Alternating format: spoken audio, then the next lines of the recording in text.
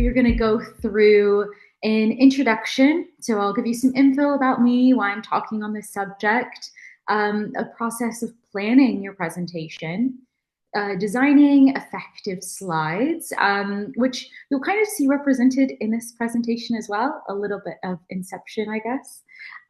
We'll go through setting a clear agenda and expectations for your presentation, and then how to engage and seek feedback. So a little bit about me. Like I said, my name is Alicia Torres. I am originally from Texas. I moved to the UK, England, about 6 years ago, a little over 6. I'm now a senior marketing manager at a tech company called Force24, based in Leeds, based in the UK. We do a lot of work throughout the UK for the most part. And I've kind of always worked in this space, always worked in marketing. I had a small career in radio for a time, and my experience ranges through a whole host of speaking events. So whether I'm presenting, maybe I'm hosting an event. For example, today at work, my whole morning consisted of planning and then hosting an event for our customers. So we had about 50 customers in a very large venue, and I was connecting speakers, basically the person that was introing every single person that came on. So whether I'm hosting a large event like that, or maybe speaking at smaller events or hosting meetings, whether that be with the entire company that I work for, or maybe a small team at various levels. I'm quite passionate about marketing, of course, and that's marketing of all sorts, websites, social media, email. That's really probably my bread and butter at work. Tech, of course, I work in tech and have been for a while, and then overall business strategy. So if you also have an entrepreneurial probably interest, then we have a lot in common. I've put my LinkedIn here if you participate there. Also happy to share my email address. My door is always open.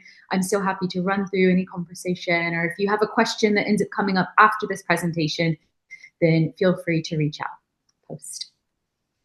So let's get started on planning your presentation. So I've left this one quite general. So no matter what presentation you're working on, whether it be something similar to what I just described in front of a large group of people, or maybe for your team, or maybe something like this where you're sharing with your peers, my first step would be to get to know your topic, whether that be about a specific business, a report you're giving, or maybe a different topic, maybe a brand, a strategy. Get to know it. So whether you already know this, for example, like this, it's something that I have experience in, or if it was something that I had to go research, that's the first thing that you would want to do before you even get started on your slides, like the ones you're seeing right now, or you start designing it. I'd say go and do that desk research first. Do any kind of researching that you need, any reading up, watch a video if you have to listen to that. Go ahead and put all of that compiled in one document. That is usually how I approach it.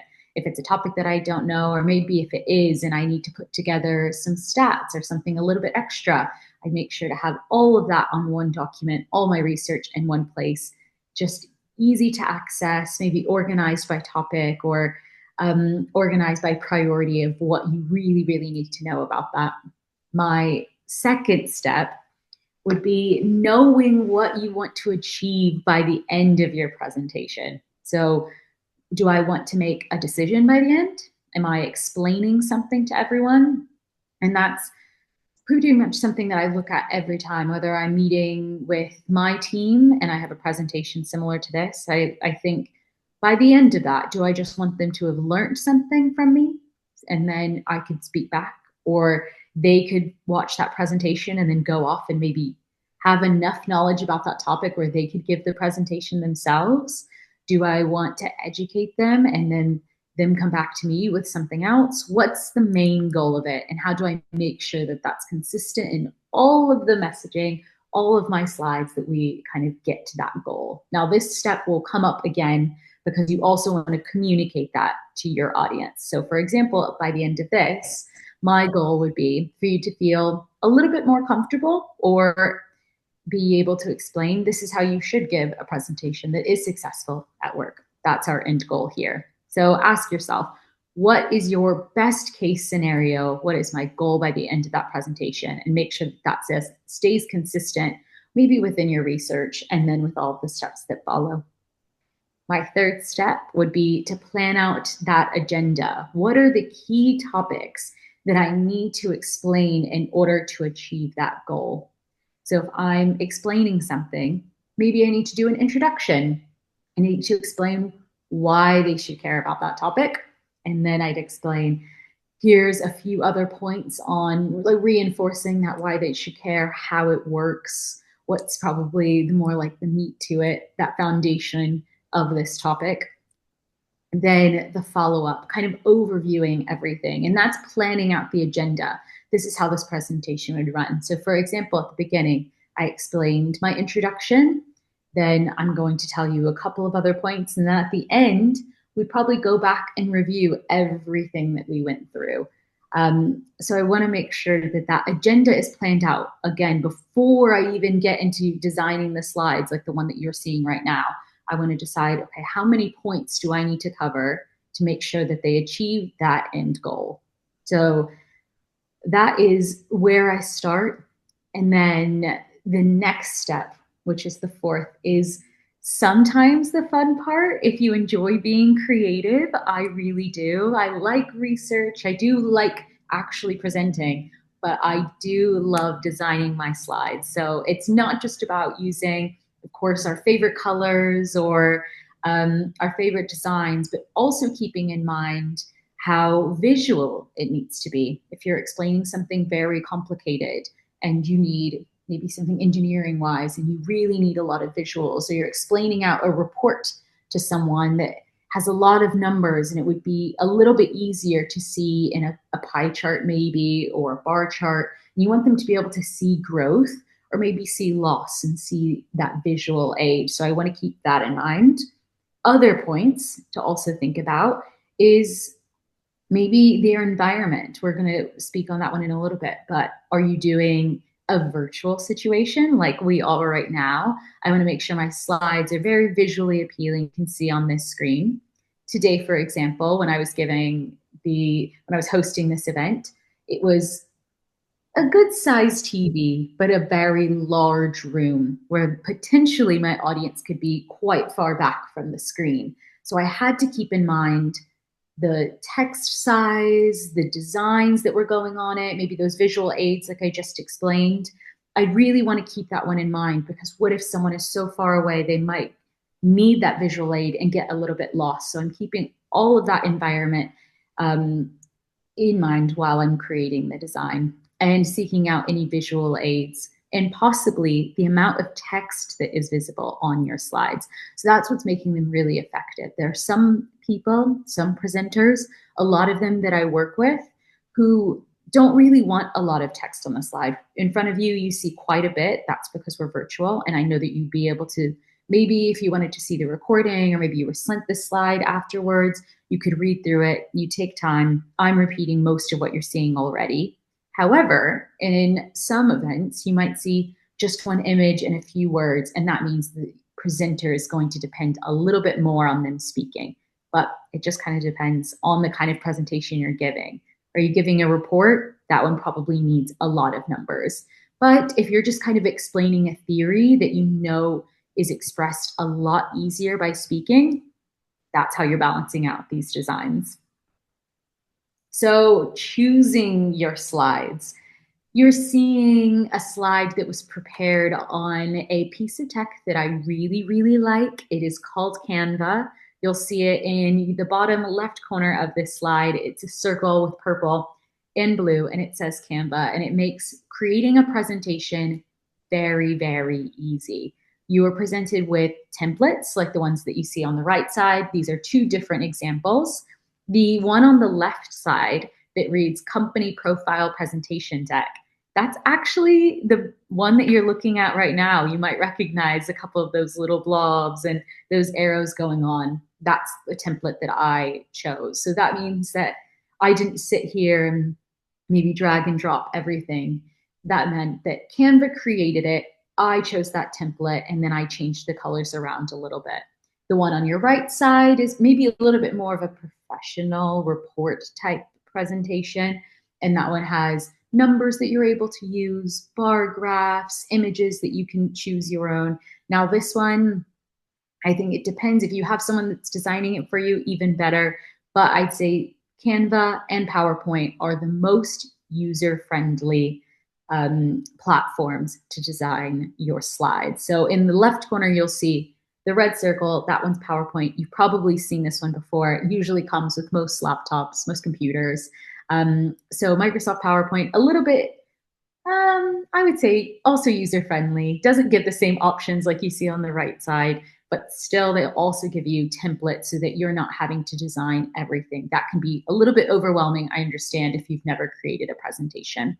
So when you're choosing your slides, like I said, make sure that you are aware of the tone of the presentation. Are you speaking to someone that's never heard this topic and you're educating them from the very beginning till the very end? You want to make sure your slides are very engaging, you have enough imagery on it. It's not just a slide with text in the middle and it's very plain and there's nothing very exciting about it. You want to make sure you're keeping their attention. And then also you're clearly communicating the message and the goal. So like I said, keep your audience in mind, think about the colors as well of accessibility. Not everyone reads in the same way. So making sure there's a big contrast between your text and the background. Like you'll see the words choosing your slides with that really dark font with a lighter background. Very easy to see. And even if you were a little bit further back from the screen, you'd probably still be able to see those words. Now, when things are a little bit smaller, like in the slides that you see on the right, I didn't need you to read that text, so that's why they are a little bit smaller. But if someone was further away from the screen, they wouldn't be able to see it, and that's the easiest way to lose someone's attention, maybe lose someone's trust if that's what you're trying to build. You want to make sure everyone can read it very, very easily. And then it's important to keep consistency, so maybe keep exact same colors throughout. That's why using templates like the ones you see on the right is a little bit easier. Someone else has designed it for you. It was preloaded into these programs. So keeping the consistency makes it very professional. Using nice, bright imagery also keeps it very professional, and just helps that visual aid make sure you're doing your job when you're presenting. Oh, I hear some audio. Is that a question or is that someone's mic that's just turned on? Someone mic. It's fine. You can continue. Okay. Okay. Oh, but actually, I need to practice what I preach. If you have any questions, I should have directed that to you. If you have any questions, I'm happy for you to start putting them in the Q&A. I know we have that function. If you want to start putting them there, feel free. We'll get to them at the end, just so that you don't forget. But if anything, like we said in the beginning, we are going to do a Q&A at the end. So any questions, please write them down. I'm open to explaining. And if I don't know, I will get back to you, I promise. Okay, back to our presentation. So your agenda dictates the design. So that agenda, like the example you see in the top right of your screen that says agenda, starts with about us and ends with projects. That's it, telling your audience, this is everything that you can expect from this presentation. It provides a little bit of a benchmark of kind of fence posts. So if you were to log on, you're coming to a meeting, you know someone's going to talk about something. And maybe your audience, maybe you right now are thinking, is she going to talk about this? Is this going to come up? I have a question about that point. If that agenda is very clear and describes it on this page, by this point, I'm going to talk about the next project. By this point, I'm going to talk about the evaluation. That helps that person, your audience, know, okay, at this point, we're going to cover my question, or maybe that's the point that I really, really want to focus on.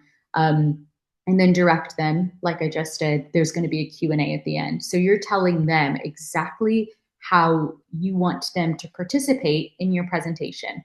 So first, I'm going to talk about this, and then I'm going to cover these other points. Please hold your questions until the end, and then we'll have a Q&A. Maybe that's not something that you want. Maybe you want them to ask you questions throughout. That's potentially something that I've done throughout webinars. Maybe used a Q&A function like we just mentioned. Put your Q&A in the box and I'll keep an eye on it throughout. Or maybe you have someone that's co-presenting with you that is watching that Q&A function and will say, oh, Alicia, you have a question. So it's totally up to you as the presenter on how you want your presentation to go, but being clear with your audience about how they should participate is very, very important, just so they know, so that no one's interrupting you if you didn't want them to, or someone isn't sure and then they just don't ask the question, which would be possibly the worst case scenario. We wouldn't be achieving our goal. We want to make sure everyone feels open to asking questions. So that's how your audience knows what to expect. And then I think when you're letting that agenda dictate the design, it isn't, of course, set in stone. So I think sometimes I'll put together that agenda, start designing the slides, and then decide, well, now that I've seen it on my presentation, I think maybe it would be better if I moved this slide before, maybe this point here. It makes more sense for me to wait until a couple of points in, a couple of slides in to speak about something else. So that's when you can start rearranging your designs. So once your agenda is decided, you've chosen your slide templates, use the agenda points as the titles of your slides. So back to the example in the top right, about us, that would probably be the first title of that slide. The next slide would be our mission. The next slide, our services. Maybe you have a lot of services. So maybe that's 4 or 5 slides. After 5, you go the next project. And that way you start having a plan and it makes it a little less overwhelming on how many slides am I actually going to have, because you have to consider your time limit. Today, I think I have a little bit of a gracious time limit, but sometimes you might be quite speedy. So you could only have 20 minutes, 10 minutes. It varies quite a bit in the workplace. So depending on how much time you have, that helps you look at that agenda and how many slides and think, I need to say this much about this slide. That's 4 or 5 minutes. I only have 20. Oh no, I have 100 slides. That's not going to work. So you're balancing a couple of things while you're designing it. Back to my planning. So 5th step, I'd look at that framework of my slides are now done. I'm thinking about how much content, how much is visible on the slide, how much I feel like people need to see. So I think when I was building this one, I wanted to make sure that if you got this slide without hearing me speak, you'd be able to understand what I was talking about. So those are other things to consider. Am I sharing this presentation with them and maybe they wouldn't hear me explain it? I think this slide could be a standalone piece of content. You could read this and understand exactly what planning your presentation was. Now, I could have also just used an image here and just talked. Now, if I'd sent you that presentation and it just had the image, you didn't have the audio, maybe you'd be a little bit confused. So it's deciding, are they going to get my video? Are they going to be present for this meeting? Where is it going to be used in future? That's how you're deciding what should go on this slide. The 6th step, once you've decided on the content, you've designed it, which is the presentation. Great, but now you have to actually think about what you're going to say. So right now, I've not written this one out. Thankfully, I've given a few presentations. I feel quite comfortable and a little confident in talking about it. But there's been times when I'm speaking on a topic that has a lot of things at play, maybe a lot of numbers to memorize, maybe some theories that I'm a little bit unsure of. In that case, I would probably move on to the 7th step and I would write a new document. So now we have 2 documents. We had one that had all of our research. We built our presentation. So now you kind of have 2 pieces of documentation. The next one, it could be a script. If you feel very comfortable, confident in speaking on your topic, you don't always have to use a script, but sometimes I do prefer it. So I might write out every single thing I want to say on each slide, just so that it's very clear in my mind. Maybe you could be nervous in front of the group that you're speaking to. There's points where I'm speaking to a lot of my bosses, and I want to make sure you want to impress them. So I might write out every single thing I want to make sure to say on those slides, that from the most important to, okay, if I didn't say this, it wouldn't be the worst. If I didn't remember it, I'm probably not going to have my paper in front of me when I'm reading it. So I say a script, but I'm not saying that I would be standing there maybe with my phone reading off my notes. I guess if you were doing something virtual like we are right now, you potentially could have a document next to it and be reading off of it if you really needed to. But still, I think writing a script, I do it sometimes just so that I make sure that I have every word that I want to say out and planned, because that's exactly what we want. We want to be planned. We want to be prepared.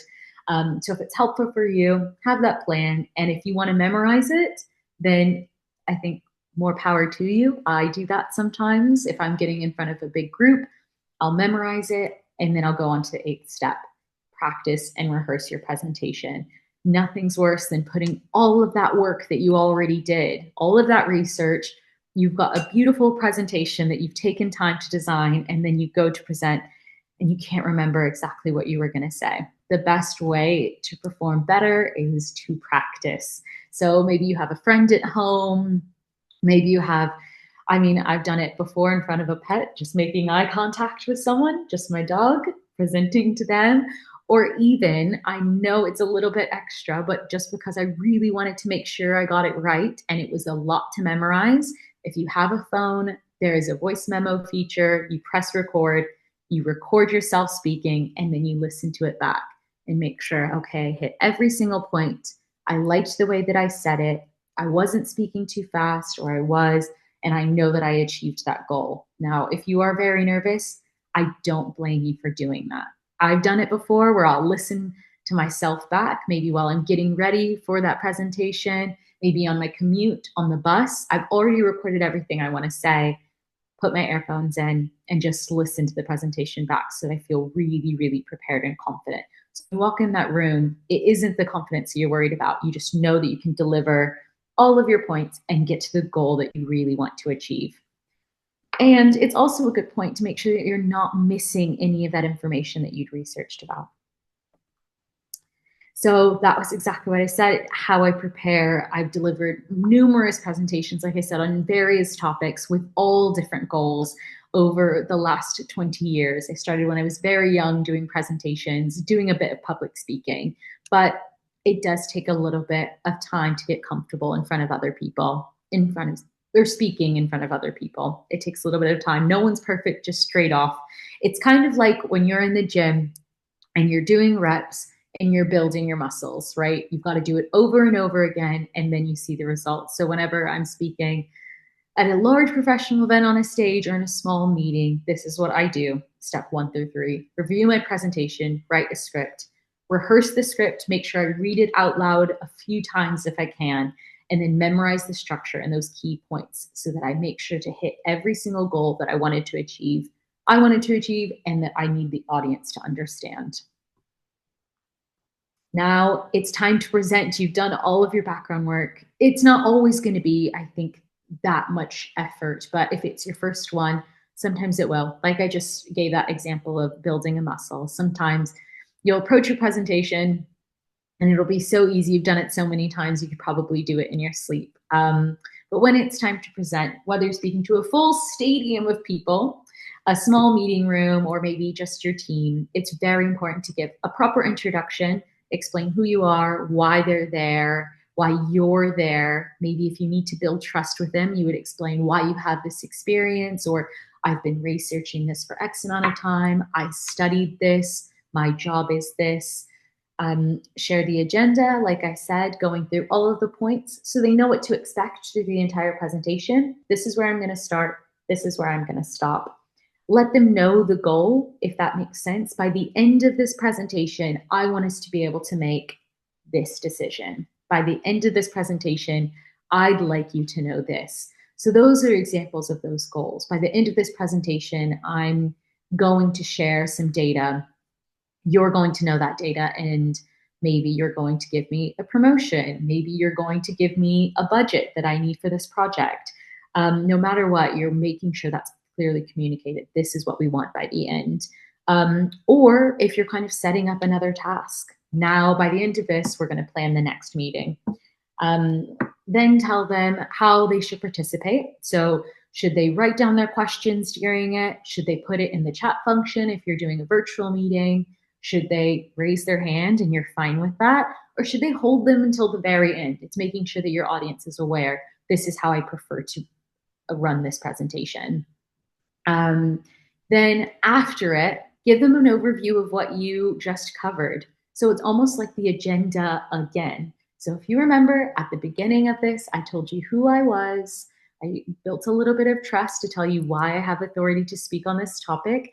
And then I explained my process. You can run through all of those steps if you want. And then now this is what I would like to do. So let them know what the next steps are, whether that's now I'd like to open it up for Q&A, and after Q&A, I'll send the recording of this like you're going to get today. Or Alicia is going to send the deck. Maybe the next steps are none of those. And I'm just so thankful that you spent your time with me. You can connect with me on email, on LinkedIn, on Instagram, however the audience is, if you want them to connect with you again. But it's just letting them know these are the next steps if you would like to proceed.